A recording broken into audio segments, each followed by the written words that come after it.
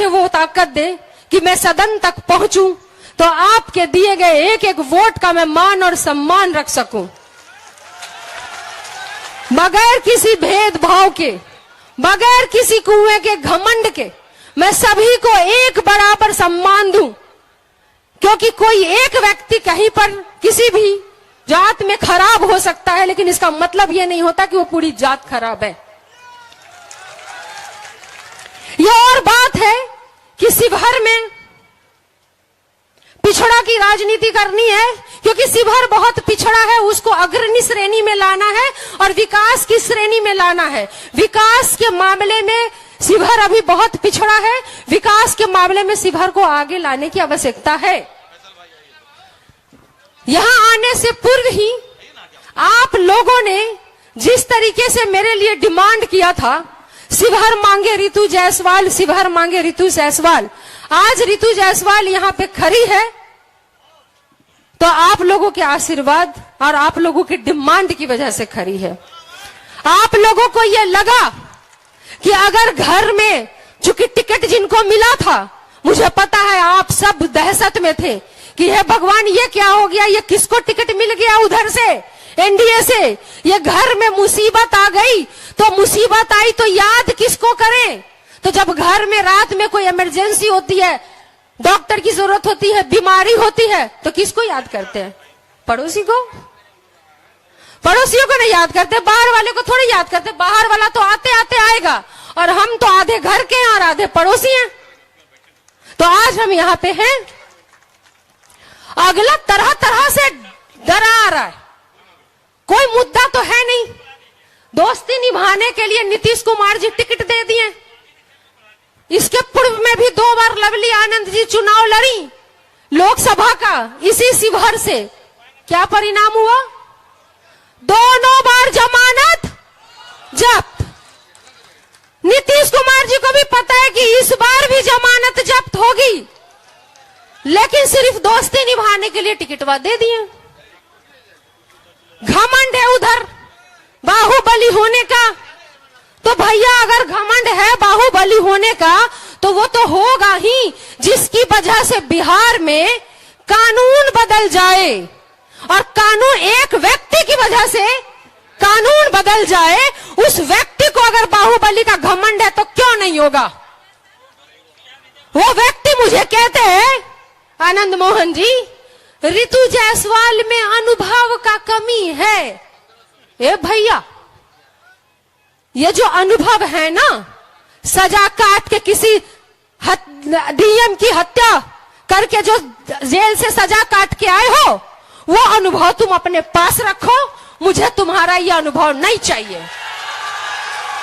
ये जो कहते हो ना कि रितु जायसवाल में अनुभव का कमी है, तो भैया हमको 17 साल 16 साल जेल में सजा काट के आने का कोई अनुभव नहीं है, और ना हमको ये अनुभव चाहिए।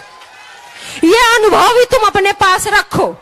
और ये जो तुमको अनुभव है ना बाहुबली बनने का, कहवाना पसंद कर दो। मुझे तो हंसी तब आती है जब उनके भी जो मीडिया वाले हैं ना, वो भी बोलते हैं कि बाहुबली मतलब इधर वाला हो या उधर वाला हो, सब बाहुबली उनको बुलाता है, इसका मतलब उनको बाहुबली कहलाना पसंद है। तो भैया हमको बाहुबली का अनुभव नहीं है, अन्ना हमको ये अनुभव चाहिए। तुम अपना जेल का अनुभव रखो अपने पास, तुम अपने सजा का अनुभव रखो अपने पास, तुम अपने बाहुबली का अनुभव रखो अपने पास। और मेरा जो अनुभव है ना, मुखिया के तौर पे पूरे देश ने देखा है, जब रितु जायसवाल उपराष्ट्रपति से लेकर के पंचायत को मिलने वाला सर्वोच्च पुरस्कार पंडित दीन दयाल उपाध्याय पंचायत सशक्तिकरण सम्मान से पंचायत को सम्मान दिलवाया, उस वक्त अपने सिंहवाहिनी की एक एक जनता को सम्मान दिलवाया। तो ये विकास का कार्य करने का जो अनुभव मेरे पास है, वो मेरे पास रहने दो, और ये अपने बाहुबली का अनुभव तुम अपने ही पास रखो, तुम्हें ही मुबारक हो। और कहते हैं रितु जायसवाल आएगी ना, कहते हैं रितु जायसवाल आएगी तो जंगल राज आ जाएगा। ए भैया, रितु जायसवाल आएगी तो जंगल राज आएगा, या ये आनंद मोहन आएगा तो जंगल राज आएगा, ये शिवहर की जनता पे छोड़ते हैं। ये शिवहर की जनता निर्णय करेगी कि किसके आने से जंगल राज आएगा, ये शिवहर की जनता तय करेगी। हेलीकॉप्टर आएंगे, उतरेंगे, एक हमारे नेता उनके 100 हेलीकॉप्टर पे भारी पड़ेंगे क्योंकि वो जमीन की बात करते हैं। तेजस्वी जी ने अपने कार्य में जो 17 महीने का कार्यकाल था, वो 17 साल कहां हवा में उड़ गया, पत्ता भी नहीं चला। और आज अगर बात हो रही है तो उनके सिर्फ 17 महीने के रोजगार की बात हो रही है। अगर हमारी सरकार बनती है तो आज जो तमाम यहाँ पे जनता है या पूरे बिहार की अगर मैं बात करूं तो वो चीजें मिलेंगी जो उन्होंने कहा ना कि वो 17 महीने तो झांकी था, तेजस्वी जी का मुख्यमंत्री बनना बाकी था। लेकिन पलटू राम जी बोले मन नहीं, अच्छा खासा लोगों को काम मिल रहा था, नौकरी मिल रही थी, इतनी बहालियां हुई, लेकिन बोलते हैं चाचा मन नहीं लग रहा था। जब मन नहीं लग रहा था तो पलट के चले गए वहां।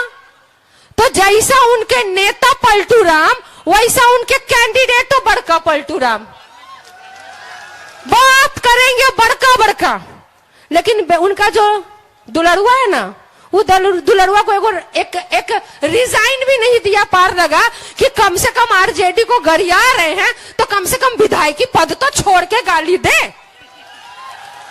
पदवा भी रखे हो। कहते हैं बेरोजगारी की बात कर रहे थे, अरे भैया तुम्हारा परिवार ना जब जेल में थे तो आपके परिवार को भी रोजगार तेजस्वी जी ने ही दिया, 2 टिकट देके। हाँ, एक हार गए, वो हारना ही था। यहाँ पे चूंकि समर्थन बहुत ज्यादा था तो आज उन वोट पे लेकर के यहाँ बने हैं, लेकिन काम कुछ भी नहीं। तो ये हो गया बेटवा का काम। पिताजी क्या करके बाहर आए हैं वो मालूम है। एक है माँ जो कैंडिडेट बन के खड़ी हैं, तो वो भी 2 बार जमानत जब्त करा चुकी है। वो पूरे परिवार का आपको पता है। निर्णय आप लोगों को लेना है क्योंकि भुगत आप रहे हैं, आप भुगत रहे हैं। आज स्थिति क्या है, यहाँ तमाम ठेला चलाने वाले, रिक्शा चलाने वाले, सब्जी बेचने वाले, राशन की दुकान चलाने वाले, ये सब लोग यहाँ पे व्यवसायी वर्ग सब मौजूद होंगे।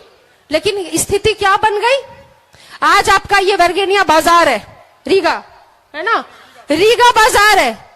रीगा बाजार में हजारों किराने की दुकान वाले चावल दाल चीनी बेचते हैं। एक खुल जाएगा रिलायंस फ्रेश दुकान, एक चावल के साथ दूसरा चावल फ्री, इतना चीनी के साथ इतना चीना फ्री, तो आपकी दुकान रह जाएगी और सारी भीड़ चली जाएगी वो दूध बेचने वाला और दूध खरीदने वाले की कंपनी में। फल वाले बेचारे फल बेचते हैं, सब्जियां बेचते हैं, एक खुल जाएगा वहां पे फिर से कोई रिलायंस फ्रेश। जितने में गरीब आदमी अपने सिर पे या ठेला पे केला सेब अनार अंगूर बेचता है, फल सब्जी बेचता है, एक खुल जाएगा रिलायंस फ्रेश। उसी दाम में, जितने दाम में आप बेच रहे हैं, उसी दाम में उस अंदर एसी की हवा खाते हुए एसी वाला फ्रिज वाला सब्जी फल मिलेगा। आपको भी लगेगा कि सस्ता तो मिल रहा है, ताजा तो मिल रहा है, ले लेते हैं, और आप ले भी लेंगे, लेकिन वो सारा गरीब मर जाएगा। वो ठेले वाला, वो फल बेचने वाला, वो सब्जी वाला मर जाएगा। वो कहां से कमाई करेगा, वो कैसे अपना पेट भरेगा। आज जितने यहाँ रीगा बाजार में दुकानें हैं, जितनी दुकानें हैं, कपड़ों की दुकानें हैं, कपड़े बेचते हैं, ये एक खुल जाए रिलायंस ट्रेंड्स, ब्लॉक लेवल पर तक खुल रहे हैं। जितने कपड़े के दुकानदार वाले हैं सबकी दुकान बंद हो जाएगी और आपका पैसा चला जाएगा वहां पे ड्रेस खरीदने वाले के पास। Reliance Jewellers, Reliance Trends, jeweller वाले सारे व्यापारी खत्म, कपड़ा खुल गया, अब कपड़ा वाले खत्म। तो भैया आज जो देश चला रहा है व्यवसायी वर्ग, जो कि दुकान खोल करके कम से कम 4 लोगों को रोजगार भी देता है, जब वही खत्म हो जाएगा तो जो देश चलाने का नारा दे रहे हैं वो तो देश ना चला पाए। एक तरफ कहते हैं हमने 5वें नंबर पे ला करके रख दिया, और दूसरी तरफ कहते हैं 80 करोड़ की आबादी हमारे दिए गए 5 किलो राशन पे निर्भर है। तो भैया प्रधानमंत्री जी, पहले अपना आप देख तो लो कि आप बोलना क्या चाह रहे हो। आप देश को अर्थव्यवस्था में 5वें नंबर पे ला दिए या 80 करोड़ आबादी को सिर्फ 5 किलो राशन पे ला दिए? ये खुद पहले आप तय कर लो, फिर मंच पे आके भाषण देना। ये तो कंफ्यूजन प्रधानमंत्री जी को है देश का, तो उनके बारे में क्या ही बात करना। तमाम बातें सब कुछ सब जुमला साबित हुआ, एक एक चीज सारी बातें सब लोग कह चुके हैं। हमको इस बारे में बात ही नहीं करनी है। हमको सिर्फ ये कहना है कि आज शिवहर है, शिवहर शिव की जगह है। यहाँ अपराध के लिए और अपराधी के लिए कोई जगह नहीं है। शिवहर कभी भी अपराधी को बर्दाश्त नहीं करेगी। यहाँ पे अभी चल रहे चुनावी है, तो उधर के भी नेता आएंगे, बड़े बड़े नेता आएंगे, उतरेंगे, लंबे चौड़े भाषण देंगे। एक जवाब नहीं होगा उनके पास कि रीगा चीनी मिल बंद क्यों हुआ। एक जवाब नहीं, उस पर तो बातें नहीं करेंगे, करना ही नहीं है। या फिर पिछले बार की तरह झूठा जुमला, फिर इस बार झूठा जुमला, फिर वो जब एक फैक्ट्री आप नहीं खुलवा सकते तो पूरा नई फैक्ट्री खुलने का जो थी वो बंद हो गई, तो नया का तो सवाल ही नहीं उठता है। तो सोचना आपको है कि 17 साल की सरकार से और ये डबल इंजन की सरकार से ये पूछते क्यों नहीं है कि तुम्हें वोट यहां चाहिए, और हमारे घर में जब 2 वक्त की चूल्हे जलाने की बात हो तो हमारा बेटा दिल्ली और पंजाब जाएगा कमाने के लिए। ये बात आप पूछिए कि जब तुम्हें वोट यहाँ चाहिए तो हमें रोजगार भी यहाँ चाहिए। यहाँ तो ट्रेनें नहीं है। हमको तो शर्मो लग रहा है बोलने में कि कैसे हम कहें कि एयरपोर्ट होगा जहाँ ट्रेनें का इतना बड़ा समस्या है कि एक गरीब जिससे ट्रैवल करता है वो तक वो नहीं मिल पा रहा। ये जनता को समझना है, ये सवाल जनता को करना पड़ेगा। और ये जो भटकाते हैं ना ये लोग, आजकल वो टीम बना बना के गांव में जाता है, महिलाओं को बोलता है मोदी जी 5 किलो चावल दिए हैं। मोदी जी नहीं दिए। अब चाय बेचने वाले के पास कितना पैसा होगा जो 80 करोड़ को चावल देंगे?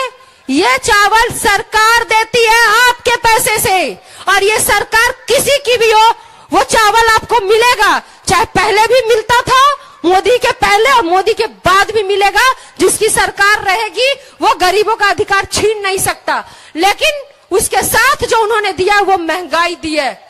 आज एक गरीब परिवार को एक बेटी की शादी के लिए ढोलना बनवाना हो ना, मांग टीका बनवाना हो ना, वो भी सोचता है कि कैसे बनेगा, कर्ज लेना पड़ेगा। बीमार पड़े तो कर्ज लो, बेटी की शादी करनी है तो कर्ज लो, बच्चे को पढ़ाना है तो कर्ज लो, घर में रोटी चलानी हो, चूल्हा जलाना हो तो बाहर कमाने जाओ।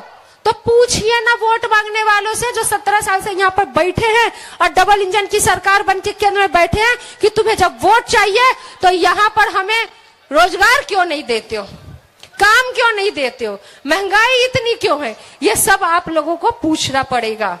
और एक बात मैं लास्ट बता के जाती हूं, चुनाव खत्म होगा, चुनाव के बाद रह जाएगा शिवहर, शिवहर की जनता और शिवहर के द्वारा चुना गया जनप्रतिनिधि।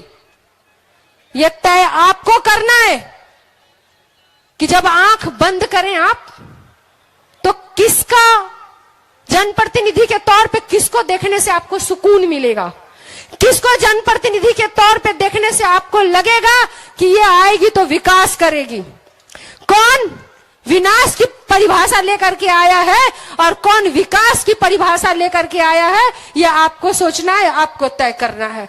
सही कहा, यह लड़ाई हथियार वर्सेस कलम की लड़ाई थी और यह हथियार वर्सेस कलम की लड़ाई रहेगी। यह जनता को तय करना है कि वो कलम चुनेगी या अपराध चुनेगी, यह जनता को तय करना है। आशीर्वाद चाहती हूँ, नेता हमारे आ गए हैं, हाँ, आप सबका आशीर्वाद चाहिए, आप सबके वोट का मान और सम्मान रखूंगी। विकास की एक नई कहानी शिवहर लिखेगा। एक बार सदन तक पहुंचाइए तो सही, वो सब कुछ होगा जो शिवहर में कभी नहीं हुआ, वो सब कुछ होगा। एक बार मौका दे करके अपनी बहन, अपनी बहू, अपनी बेटी को जिताइए तो सही। बहुत प्रणाम सबको, बहुत बहुत प्रणाम। बस नेता आ ही गए हैं।